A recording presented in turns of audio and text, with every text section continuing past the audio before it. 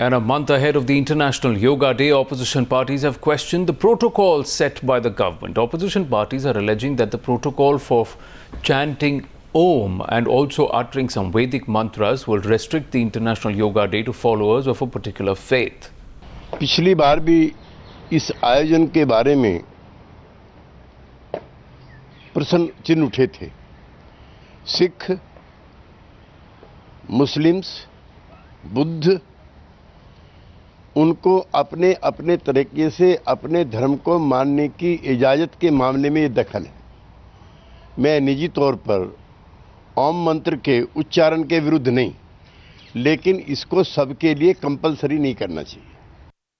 The organization of the International Yoga Day, although it doesn't really mean much for anything, but anyway it's a spectacle that the government of India created last time, and government of India is well within its right to do what it wants in the International Yoga Day.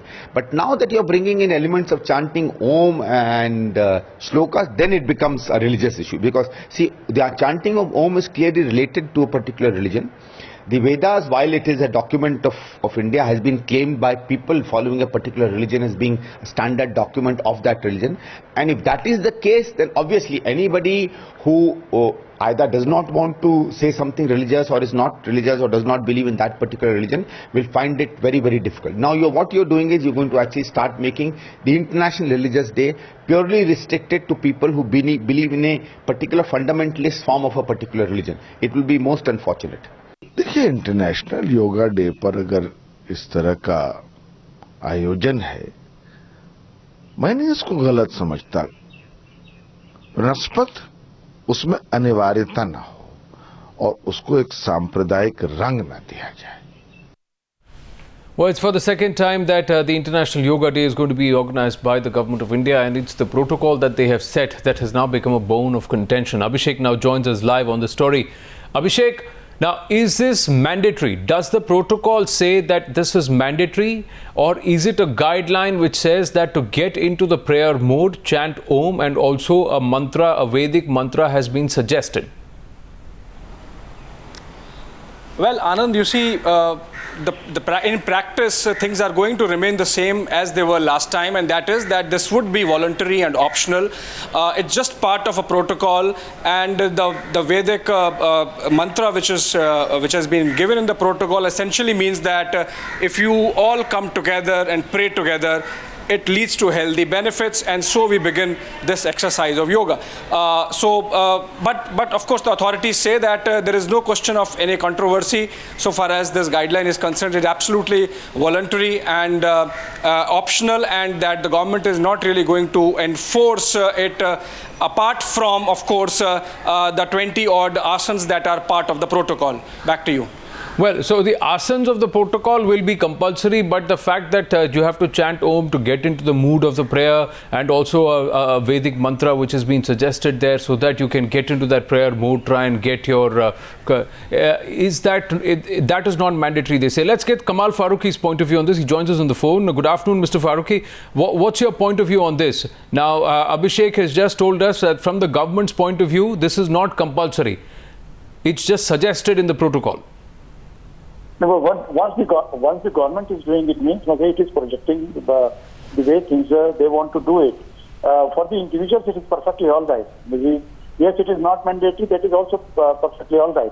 But from the government side, the basic concept of the government is that it has to be, it has to look into the secular fabrics of the whole thing. If I am not interested in having the Om or the Surya Namaskar or something of that kind, which is against my religion, why the government should issue a notification for this also? I can go there and have the prayer, have the exercise in my own way. But the government is making it, it seems like, but yes, they are saying that it's not mandatory. Good enough. But why at all the government should get into it? Do you also believe that if it was a protocol that was being set out, that the government should have been careful enough to mention it in clear and in bold, that yes, what are the alternatives? That if you are not of a particular faith, and if you do not believe in chanting a Vedic mantra or saying Om, what is the alternative for you to get into prayer mode? Sir, you are absolutely right, sir. Government is not giving me any option about it. If I am there and I am in the same crowd, and if I am not having the yoga, I'll be odd man out. So all those people who will be doing it, why are you making somebody embarrassed about all these things? Why are you trying to create a controversy about it? That is my point.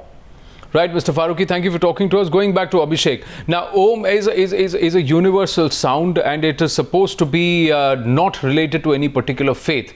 Now, that's what scientists also believe, that the origin of all sounds come from Om. So that might not be a bone of contention, but the way putting the mantra there and without mentioning that this is not mandatory and that these are the alternatives for those who do not believe in chanting a Vedic mantra, Abhishek, if it was the government which was putting out this protocol, why didn't they think about that? What's the explanation from the government on that front?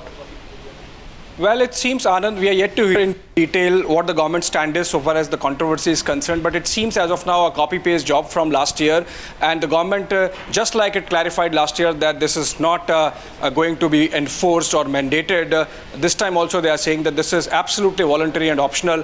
Having said that, we have to remember that the shloka that is there, I should not call it mantra, it's more of a shloka, and also the sound of Om, you cannot doubt that these are, they have bearing in religion, in Hindu religion. So obviously some communities would raise questions about it, and in that context the government has actually clarified that there is no question of this part of the protocol being mandated or enforced in any manner. It's absolutely optional, and that so far as following the protocol is concerned, that would be limited to the asanas that are there, 20 odd in various postures, which of course has to be the last time around globally, also around the Surya Namaskar, around chanting Om, and around the shloka that is chanted, predominantly it's about well-being, praying for well-being for everybody, peace for everybody, and also Shanti, or internal peace, inner peace. Now, but the fact is, did the government learn its lesson from the last time around and try and explain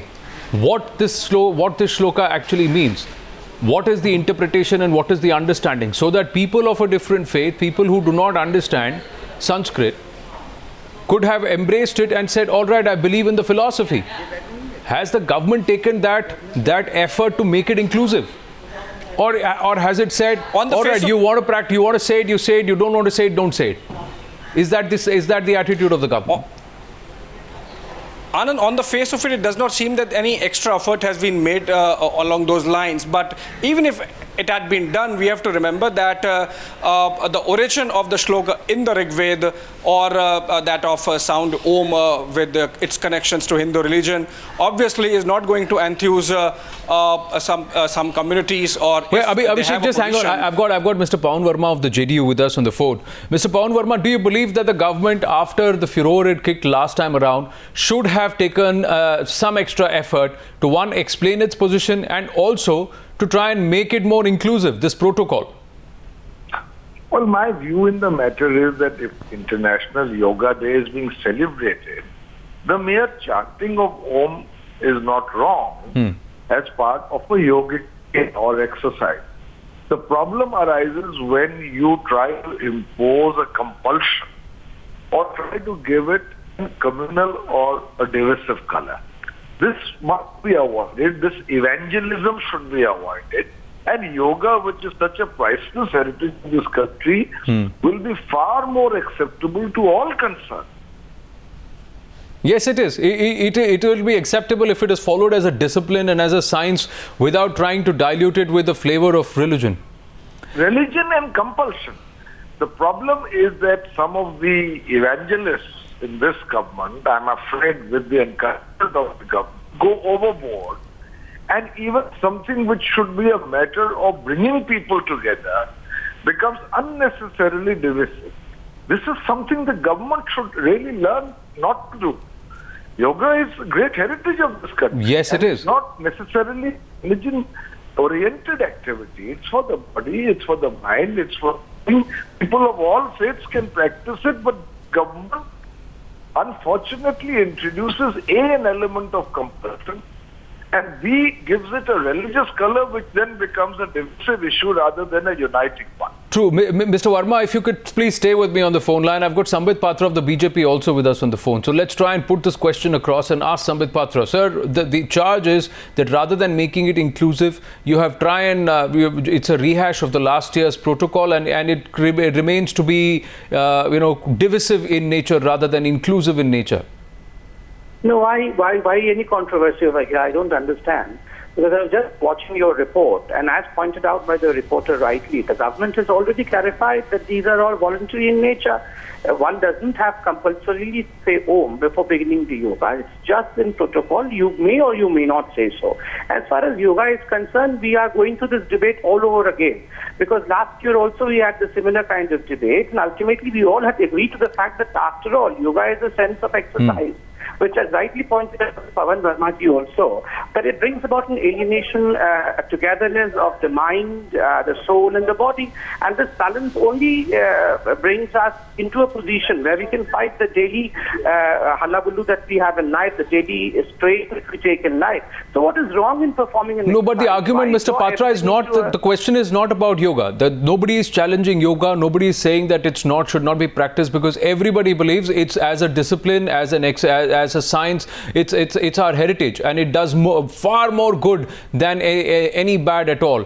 But the fact is that the argument is on the government, that the government is purposely trying to infuse or dilute what is a discipline and a science in yoga with a bit of a religious color and trying to create a divide.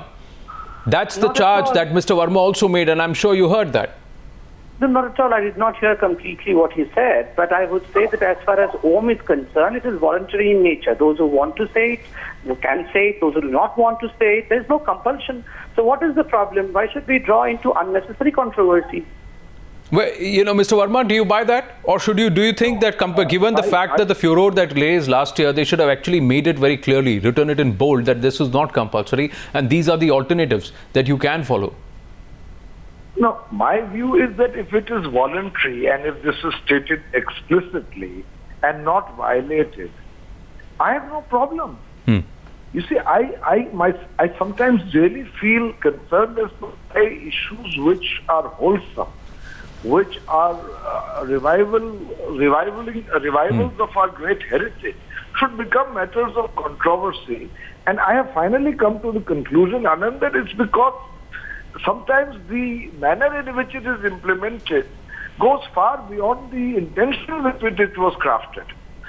Exactly, sir. I agree with you wholeheartedly, because I am, both hands up for international yoga and for yoga to be promoted. But Dr. Patra, that's the charge, sir. The charge is that the way it is implemented, it somehow looks like it's being thrust upon people. It's being forced upon people. So, and that's why, rather than it becoming inclusive, it tries to become a little divisive. Tell me, Anand, it's now 1 year almost. It's the second anniversary of the International Yoga Day that we are going to see. Three of us in conversation, you, me and Mr. Pawan Verma. Tell me, has yoga been thrust upon you? Has a government agent dashed into your home saying that if you do not do yoga, we are going to be held in jail? Not at all. Ask yourself, it has not been thrust in a life, it has only been promoted in a way of life. And that's what is the achievement of this government. Right. A traditional art which was present in India since time immemorial. From which Dr. Patra and Mr. Verma, I think everybody largely agrees on yoga, but the manner of implementation, this protocol, the way it's worded, that has become an issue where the feeling is that it's being thrust upon. I have to thank you, gentlemen. We've got more reactions coming in. I have to move on. Thank you very much for talking to us. Om should be chanted at the beginning of the yoga session. The upcoming International Yoga Day is only round the corner. This move coming from the government to have included Om at the beginning of the yoga may not be well received by certain communities, and that way again lead into another uproar, another controversy. Should the government have done a lot more thinking before they came up with something like this? Yoga is a great knowledge of ancient India. It is not something belongs to BJP or anybody. So it should be made more acceptable, that system for the people to practice whatever is the religious belief of anybody who wants to practice yoga, it should be made more acceptable to them. And that should have been looked into by the government, And probably this government is unconcerned about that kind of, sensitive aspects, Keep it neutral. Yeah. So probably this could have been made more acceptable to every section of the society by applying little bit of common sense and making little bit of modifications. Anyway, let us see that, nobody can disown the advantages of yoga. Find us on Facebook at facebook.com/ETNow and don't forget to click the like button. You can also follow us on Twitter at ETNowLive. To stay updated with all our programming, hit the subscribe button on our YouTube channel by logging on to youtube.com/user/ETNow.